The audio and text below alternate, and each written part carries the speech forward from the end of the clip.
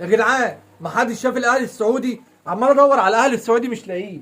هو فين الاهلي السعودي؟ مش هنا، لا. فين؟ مش هنا. فين؟ اهو. بص الاهلي السعودي فين؟ اهو. بيراميدز زنقوا فين؟ في الركن اهو. زنقوا عمال. خلاص يا بيراميدز سيبه بقى.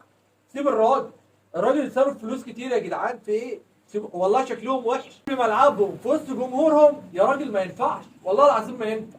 وفضلوا يقولوا لنا ان الدوري السعودي افضل من الدوري المصري، وفضلوا يقولوا لنا ان دوري ابطال اسيا اقوى من دوري ابطال افريقيا. كل ما فريق يروح من افريقيا يلعب فريق من اسيا يكيفه ويحط عليه. اخر فريق بيراميدز اهو. بيراميدز اهو مسك الاهلي السعودي اللي جاب صفقات وجاب محترفين ودافع فلوس واخد دوري ابطال اسيا ومكسر الدنيا. يجي بيراميدز دغدغه. يجي بيراميدز زنقه زنقه الكلاب. وصراحة حط عليه، والله العظيم حط عليه بشكل وحش قوي في قلب ملعبه في وسط جمهوره ودفع ملايين الدولارات. يعني بيراميدز صارف شويه فك.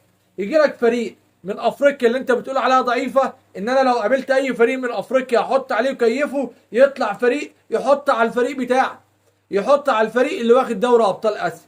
قبلها النادي الاهلي كان بيقابل اي فريق من اسيا يكيفه. قابل الاتحاد في وسط ملعبه كيفه. قبل الهلال برضه كيف. قبل الدحيل كيف. قبل العين كيف. ايه عايزين ايه تاني؟ عايزين ايه تاني؟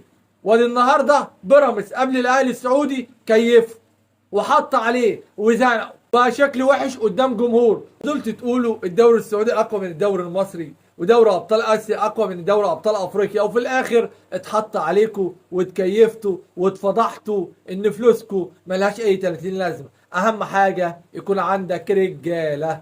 رجاله يا صاحبي. وبيراميدز النهارده كانت رجاله. وفيستون مايلي ادك بالتلاتة. ابعتها له يا ابو تلاتة يا ابو تلاتة يا ابو تلاتة يا ابو تلاتة. بس كده. يلا سلام.